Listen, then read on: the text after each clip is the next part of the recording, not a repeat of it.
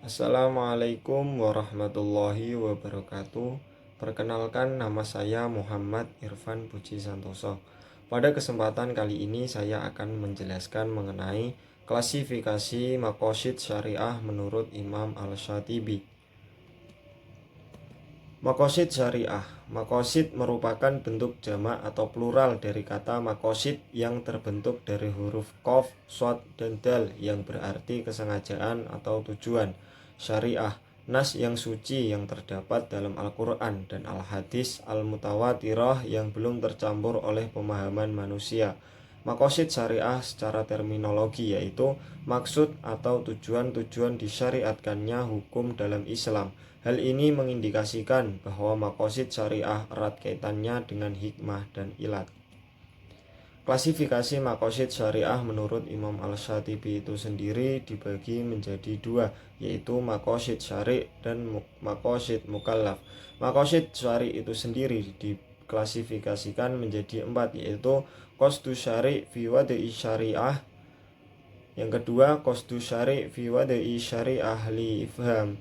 Yang ketiga, qasdu syari' fi wada'i syariah li taklif bi muqtadaha. Dan yang keempat yaitu qasdu syari' fi dukhuli mukallaf tahta ahkam syariah. Qasdu syari' fi wada'i syariah ibtidaan, yaitu apa tujuan Allah menetapkan suatu hukum atau syariat. Tujuannya yaitu untuk kemaslahatan hambanya, baik di dunia maupun di akhirat. Lebih lanjut, Imam Al-Syatibi mengemukakan bahwa beban-beban hukum sesungguhnya ialah untuk menjaga maqasid atau tujuan hukum dari makhluk tersebut. Untuk itu, bagian ini memiliki beberapa unsur untuk menentukan maslahah atau mafsadahnya suatu amal. Ada tiga unsur dari qasdu syari' fi wada'i syariah ibtidaan, yaitu daruri, yaitu unsur primer, haji, yaitu unsur sekunder, dan tahsini, yaitu unsur tersier. Kemudian ada qasdu syari' fi wada'i syariah li ifham, yaitu tujuan Allah menciptakan hukum atau syariat ialah untuk dipahami, sebagaimana dijelaskan dalam Al-Quran surat Yusuf ayat 2 yang berbunyi Bismillahirrahmanirrahim. Inna anzalnahu Qur'anan Arabiyyan la'allakum ta'qilun. Sesungguhnya kami menurunkannya Al-Quran berbahasa Arab agar kamu mengerti. Ayat di atas dapat diartikan sebagai untuk memahami hukum dan tujuan-tujuannya, yaitu syariat. Maka seseorang harus memahami bahasa Arab karena Al-Quran diturunkan dengan menggunakan bahasa Arab, ialah agar dipahami.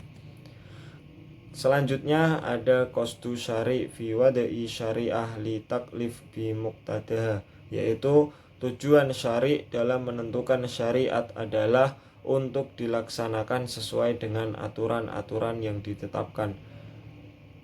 Di sini qasdu syari' fi wada'i syariah li taklif bi muqtadaha dibagi menjadi dua, yaitu taklif yang berada di luar kemampuan manusia dan taklif yang di dalamnya terdapat masyaqat atau kesulitan.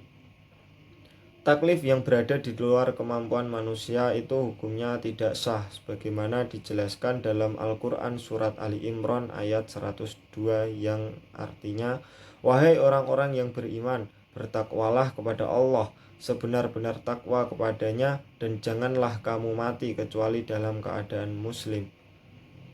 Kemudian taklif yang di dalamnya terdapat masyaqat atau kesulitan itu dihukumi jihad. Selanjutnya ada qasdu syari' fi dukhuli mukallaf tahta ahkam syariah, yaitu mengapa mukallaf melaksanakan hukum syariah. Seseorang dituntut untuk masuk dalam aturan dan mentaatinya dalam artian melakukan apa yang diperintah serta menjauhi apa yang dilarang oleh syariat, bukan mentaati hawa nafsu yang nantinya bermuara pada maksiat, untuk meletakkan peraturan yang dapat mengantarkan manusia pada kebahagiaan dunia dan akhirat, yaitu bagi orang yang menjalankannya. Kemudian di sini ada penjelasan mengenai qasdu mukallaf, yaitu urgensi niat atau tujuan ibadah terrealisasi dalam bentuk perbuatan atau tasyarufat, serta tentang beberapa hal mengenai ibadah dan adat. Tujuan mukallaf dalam beramal harus sesuai dengan tujuan syariat. larangan melakukan sesuatu yang tidak sesuai dengan syariat atau menyimpang. Kesesuaian dan pertentangan antara mukallaf dan syariat serta hukum dari segala kondisi. Penjelasan kesesuaian dan pertentangan antara mukallaf dan syariat serta hukum dari segala kondisi, yaitu mukallaf sesuai dengan syari baik dari segi tujuan maupun perbuatan, sehingga perbuatan tersebut tidak dipertanyakan bagi keabsahannya. Yang kedua, bertentangan dengan syari baik dari segi tujuan maupun perbuatan. Dengan begitu maka dihukumi batal. Yang ketiga, perbuatannya sesuai dengan syari tetapi bertentangan dalam hal tujuan, sehingga ia berdosa menurut Allah namun tidak di mata makhluk sebab tidak sampai merusak kemaslahatan. Yang keempat, sama seperti poin ketiga, namun ia sudah mengetahui mengenai kesesuaian dengan perbuatannya, karenanya dikategorikan sebagai riya serta mensiasati hukum Allah. Yang terakhir yaitu bertentangan dengan syari dari segi perbuatan dan sesuai dengan tujuan. Jika dia mengetahui atas pertentangan tersebut, maka hal ini dianggap bid'ah. Misalnya menambah bilangan rakaat sholat subuh menjadi 3 rakaat agar tidak mengantuk. Klasifikasi maqasid syariah menurut Imam Al-Syatibi. Sebelum menjelaskan tentang maqasid syariah, Imam Al-Syatibi terlebih dahulu menjelaskan tentang taklil asy-syariah atau ilat disyariatkannya hukum. Menurutnya bahwa ditetapkannya suatu hukum adalah untuk kemaslahatan hamba baik di dunia maupun di akhirat. Klasifikasi maqasid syariah menurut Imam Al-Syatibi itu sendiri dibagi menjadi 4, seperti yang saya jelaskan di awal tadi. Yang pertama yaitu qasdu syari' fi wada'i syariah. Yang kedua qasdu syari' fi wada'i syariah li ifham. Yang ketiga yaitu qasdu syari' fi wada'i syariah li al-taklif bi muqtadaha. Yang terakhir atau yang keempat yaitu qasdu syari' fi dukhulil mukallaf tahta ahkami syariah. Yang terakhir yaitu qasdu mukallaf atau tujuan mukallaf. Qasdu syari' fi wada'i syariah yaitu tujuan Allah dalam menetapkan hukum adalah untuk kemaslahatan hamba di dunia dan di akhirat. Imam Al-Syatibi menjelaskan lebih lanjut bahwa beban-beban hukum sesungguhnya untuk menjaga maqasid atau tujuan hukum dalam diri makhluk itu sendiri. Yang kedua yaitu qasdu syari' fi wada'i syariah li ifham, yaitu ada 2 poin penting yang dikemukakan oleh Imam Al-Syatibi dalam hal ini, yaitu yang pertama, untuk memahami hukum dan tujuan-tujuannya, seseorang harus memahami bahasa Arab karena Al-Quran diturunkan dengan menggunakan bahasa Arab. Yang kedua, orang Arab lebih bisa memahami maslahat ketimbang orang non-Arab. Selanjutnya atau yang ketiga yaitu ada qasdu syari' fi wada'i syariah al-taklif bi muqtadaha. Bagian ini dimaksudkan bahwa maksud syari' dalam menentukan syariat adalah untuk dilaksanakan sesuai dengan yang dituntutnya. Masalah yang dibahas dalam bagian ini ada 12 masalah, namun semuanya mengacu pada 2 masalah pokok, yaitu yang pertama taklif yang di luar kemampuan manusia atau taklif bima la yutok. Pembahasan ini tidak akan dibahas lebih lanjut karena sebagaimana telah diketahui bersama bahwa tidaklah dianggap taklif apabila berada di luar batas kemampuan manusia. Dalam hal ini Imam Al-Syatibi mengatakan setiap taklif yang di luar batas kemampuan manusia, maka secara syari' taklif itu tidak sah meskipun akal membolehkannya. Selanjutnya ada qasdu syari' fi dukhulil mukallaf tata ahkamil syariah, yaitu pembahasan bagian terakhir ini merupakan pembahasan paling panjang mencakup 20 masalah yang semuanya mengacu kepada pertanyaan mengapa mukallaf melaksanakan hukum syariat. Abdullah bin Darras meringkas menjadi 2 jawaban pertama dan kedua. Pertama adalah untuk meletakkan aturan yang bisa mengantarkan manusia pada kebahagiaan dunia dan akhirat bagi orang yang menjalankannya. Dan yang kedua, seseorang dituntut untuk masuk pada aturan dan mentaatinya, bukan mentaati hawa nafsunya. Selanjutnya yaitu ada qasdu al-mukallaf atau tujuan mukallaf.